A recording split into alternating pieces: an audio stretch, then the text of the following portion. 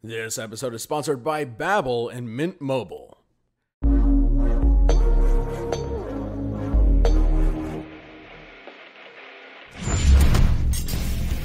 James Bond, the world-famous secret agent 007. John Wick, the legendary hitman who did the impossible. Whether they fly solo or operate on behalf of the government, the world is filled with professional killers of all shapes and sizes. But which one of cinema's super assassins is packing Parabellum, and which one will live to die another day? He's Wiz and I'm Boomstick. And it's our job to analyze their weapons, armor, and skills to find out who would win a death battle.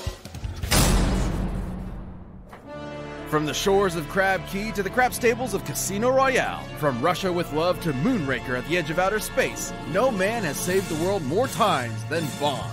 James Bond. He's the OG action hero, the slickest Scot there ever was, the coldest warrior of the swingin' 60s. After a climbing accident in the French Alps took his parents, the young James studied abroad and graduated to the Ministry of Defense, just in time for World War II. He rose through the ranks, quickly becoming a commander of the Royal Navy. And when you find the thing you're good at, in his case wanting murder, never do it for free. So, after the war, James decided on Her Majesty's Secret Service and became a special agent of MI6. And they were so impressed, he was given his first 2 state-sanctioned assassinations. With this baptism in blood, Bond was granted the legendary 00 status and a license to kill with impunity.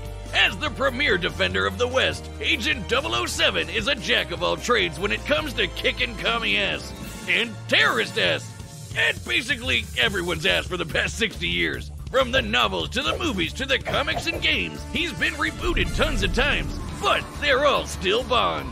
Bond is a master of infiltration, disguise, acrobatics, driving, diving, skiing, boating, climbing, horseback riding, airplane pilot, swordsman, knife fighter, knife thrower, people thrower. And deadliest of all, gamer. Bond carries his classic Walter PPK, among the world's first successful double-action semi-automatic pistols. While it only carries 9 rounds, its small size makes it optimal for concealment. And a microdermal sensor in the grip coded to Bond's fingerprint means only he can fire it.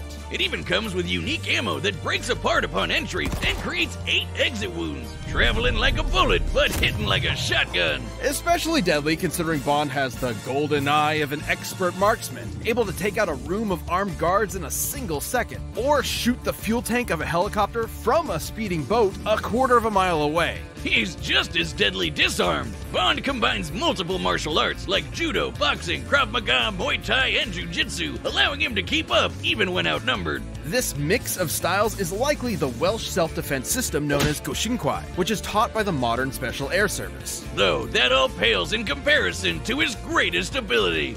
F***ing, banging, laying down pipe. He's so proficient at seduction, it actually feels more like a superpower. Look, we're not kidding. He once seduced a female assassin sent to kill him so thoroughly, she threw herself in front of the bullet meant for him. She knew him for less than 2 minutes. Yeah, sometimes Bond does stuff I can only describe as superhero shit. Look at this. So why not follow that impulse and give him some superhero gadgets too? Developed by MI6's resident quartermaster, Q, Bond's spy gadgetry often complements his knack for problem solving and quick thinking. He's got a pen that'll explode after 3 clicks and disarm after a 4th, an Omega Seamaster watch that can shoot a laser beam, a cigarette that fires a miniature rocket, and C4 toothpaste that can be remotely detonated. Probably a safer bet than that pen, especially if you're a compulsive clicker like me. Wait, was I on 3 or 4?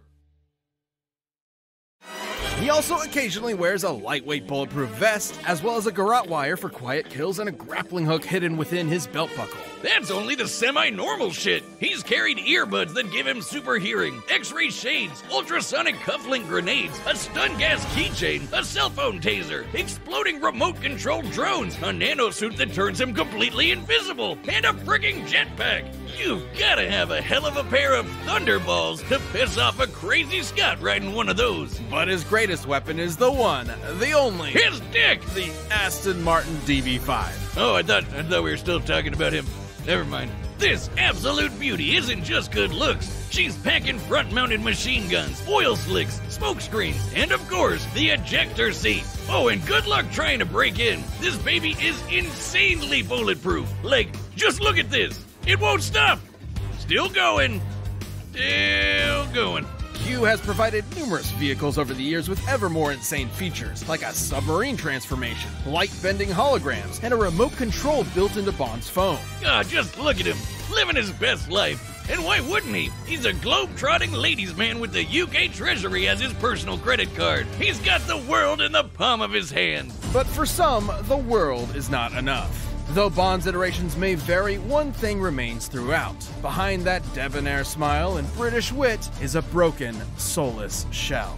A man only good for killing. I guess it's no surprise that a dude who smokes up to 70 cigarettes a day and routinely drinks enough to enter a coma might have a death wish. Now, James wasn't always like this. Not long after getting his 00, he found love, and loved so much he left the Secret Service behind. But there are some lives you can't escape, and some lives you can't save, no matter how hard you try. Sometimes all that's left is to kill the love inside you until all that matters is revenge. There's no denying Bond's psychopathic tendencies. He's killed hundreds of enemy combatants over his career and might just enjoy the act of torture. But what makes me respect him is he never forgets a pun afterward. All that hate and regret wrapped up into one man with nothing to live for. The perfect assassin for a dying empire. Bond is strong enough to hold his own against superhuman henchmen like Oddjob and Jaws, who can lift a van off the ground. He survived being blasted by a Stinger missile, falling hundreds of feet into a river, and having his eggs scrambled. At his best, he's even fast enough to dodge gunfire nearly point blank, and missiles, while in freefall, and still shoot people. This is the superhero shit we were talking about. Time and time again, he's outsmarted criminal masterminds like Dr. No, Goldfinger, and Scaramanga, the man with the golden gun. He's even bested the worst of them all, his arch nemesis, the international terrorist, Blofeld. In 2 different timelines, no less. And plot twist, in the second, Blofeld was Bond's long-lost adopted brother. Which, if I recall correctly, also happened in Austin Powers. But that's why we love the old Scottish so-and-so. Who else could escape a giant space laser by kite surfing on a tsunami? What more can we say about 007? He's got the best job in the business, and nobody does it better. This episode of Death Battle is sponsored by Babbel. It's days like these I wish I could sail the French Riviera, speaking French with the locals. Spanish would be nice too. And Italian, Greek, Mandarin, Farsi, and... Oh, you barely know how to speak English. Exactly! If you're like me and there's a foreign language that you regret not learning in school, it's never too late to start with Babbel. Babbel is the language learning app that sold more than 10 million subscriptions. Thanks to Babbel's addictively fun and easy bite-sized language lessons, you can finally cross learning that new language off your list. Wiz, did you know Le Chen is French for the Chen? You only need 10 minutes per lesson and can start speaking conversationally in a new language in as little as 3 weeks. Babbel's lessons were created by over 150 language experts and are voiced by real native speakers, not computers. And Babbel's speech recognition technology helps you improve your pronunciation and accent. Start your language learning journey today. Right now, get up to 55% off your subscription when you go to babbel.com/deathbattle. That's babbel.com/deathbattle for up to 55% off your subscription. Babbel, language for life. You ever just screw up, like really badly, like make the worst mistake ever, so bad you're just for the rest of your life? Yes. Let's lay out a hypothetical. You see a car that you like, but its owner won't sell. So, you follow him home, beat him senseless, steal his car, and kill his dog. The dog his beloved wife gifted him after she died very recently. So yeah, pretty big mistake. And this man, well, he just happens to be the single deadliest assassin in the entire world. He may be called Baba Yaga, but he's not the boogeyman. He's the one you sent to kill the goddamn boogeyman, John Wick. So yeah, that's one pretty huge mistake. The full story of this specter is almost non-existent, but rumor has it he was trained by the Ruska Roma crime syndicate from a young age, before moving to America and making a name for himself in its criminal underworld. terrifying enough to scare the living daylights out of even the most hardened murderers. Wick is a master martial artist, combining several schools into an all-purpose fighting style that focuses on maximum efficiency with minimal effort. Almost no one who has fought him directly has lived to tell the tale, so which specific forms he practices are for his eyes only. So why don't we look at the martial arts used to prepare for the movies by everyone's favorite immortal, Keanu Reeves? Reeves combines Sambo, Aikido, Judo, and Brazilian Jiu-Jitsu for defensive joint locks, throws, and wrestling moves to avoid as much damage to himself as possible while using his opponent's own weight against them. Though his go-to is Krav Maga, which is designed to take all the best moves from various martial arts to make the ultimate fighting style. While most martial arts are designed with other purposes in mind, like exercise, Krav Maga's entire goal is basically murder. And boy, if that isn't Wick to a T. In his hands, literally anything can be a deadly weapon. Knives, swords, books, his belt. Shit, he once took out 3 guys with a pencil. A number 2 pencil. And thanks to John's precise understanding of the human body, he can target weak points and vital organs with ease. But thanks to the Continental, he doesn't have to rely on writing utensils to execute his victims. Imagine a chain of hotels around the world that serve as a front for a whole underground society of assassins. He can consult the wine steward's robust selection. Pistols, revolvers, submachine guns, assault rifles, shotgun, plastic explosives, it's all on the menu. Though Wick prefers his Heckler & Koch P30L, a polymer-framed semi-automatic handgun that holds 15 rounds of 9x19 parabellum. Which he wields like an artist does a paintbrush. Wick can empty entire rooms full of enemies before they can blink, once even taking out 7 armed guards in only 3 seconds. He's the definition of accurate, almost never missing a shot, and that includes on horseback and motorcycle back. If he's got a view to a kill, you can bet he's taking it. And he comes literally dressed to kill with his perfectly tailored, tactically lined suit jacket that is completely bulletproof. Even repeated gunshots from close range do nothing to him. It also helps him blend into the shadows for some sick stealth kills, and even disappear in plain sight like the goddamn Batman. Wick eventually joined the Tarasov mob and quickly became one of their top enforcers, a grim reaper who hunted their enemies with divine prejudice. But maybe this angel of death was more human than we first thought. After years of being a badass, Wick wanted out of the mob to get married to the love of his life and retire. Wow, I wonder how that first date conversation went. Man, she must have really fallen for him. I guess he put the ass in assassin.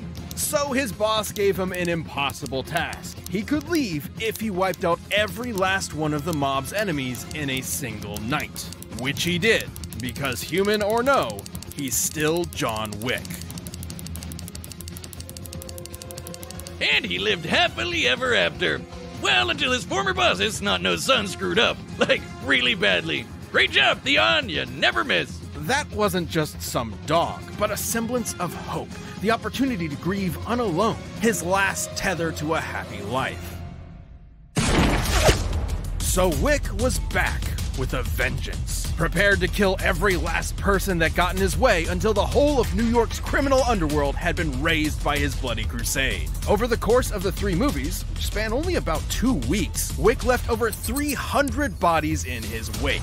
300. Running into him is like seeing the sky fall. You're going to die. There's no escape. He's survived being stabbed, rammed by cars, shot in the stomach, blown up, mutilated, and knocked off of a 10-story building, all within a fortnight. Oh, and somewhere in there he found the energy to trek through the Saharan desert. And it's not like his injuries from the previous movie had time to heal, or the ones from the movie before that. We cannot emphasize this enough. John Wick is unstoppable. He's strong enough to toss around full-grown men, snap bone, and body slam 2 assassins through a bulletproof glass floor. Wick absolutely annihilated his former Tarasov employers, the Neapolitan crime family, Camorra, and fended off an international army of assassins attacking him at random, one after the other, every few minutes. Even after being declared excommunicado by the Continental, bereft of his former resources, he killed every last soldier sent after him by the High Table. With barely a quantum of solace to rest. Like we said, completely unstoppable. Outgunned, outmanned, it doesn't matter. John Wick lost everything in the world that meant anything to him, and that means he won't stop killing until there's no one left. or he dies trying. And good freaking luck with that! This episode of Death Battle is sponsored by Mint Mobile.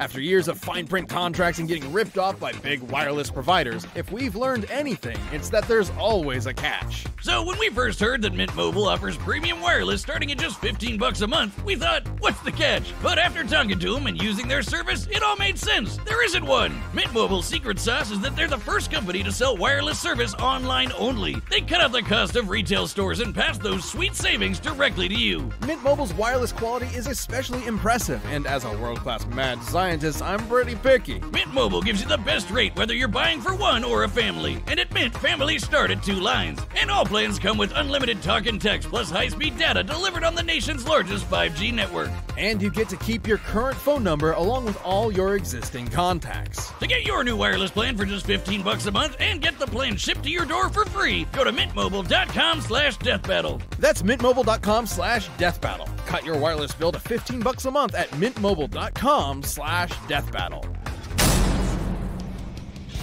All right, the combatants are set. We've run the data through all possibilities. It's no time to die for a death battle!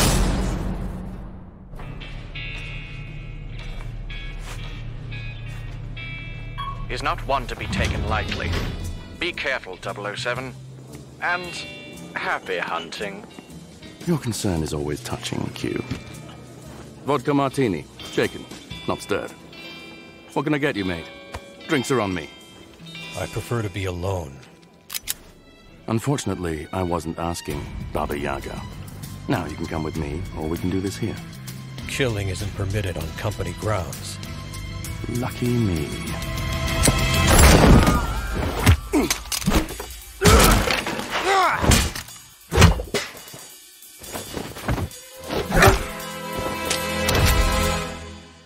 Seems you've got me at a disadvantage. You won't mind giving a dead man walking one last smoke?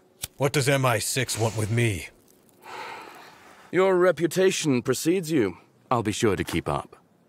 No, you won't.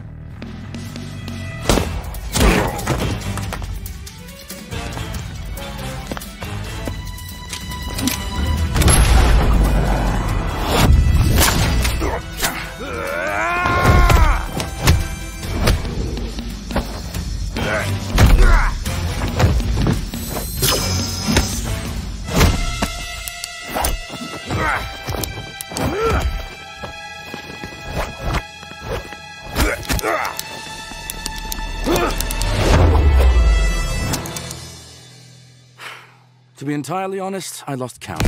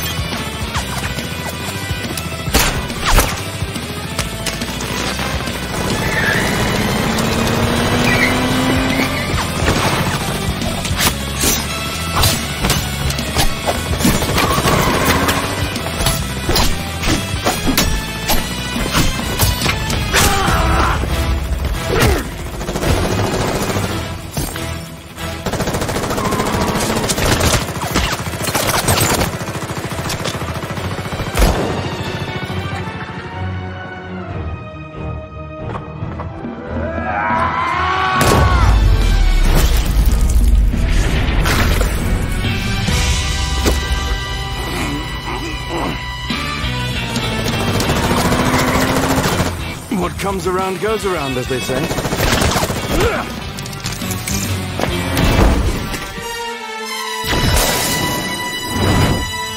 Yeah.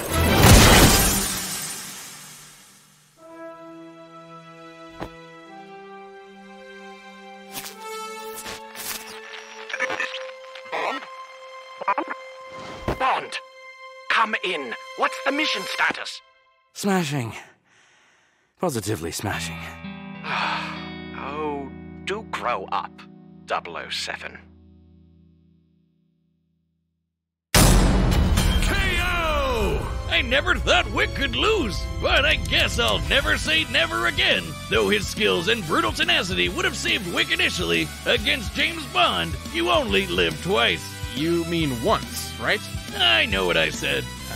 Well, despite all that, Wick met his match in Agent 007.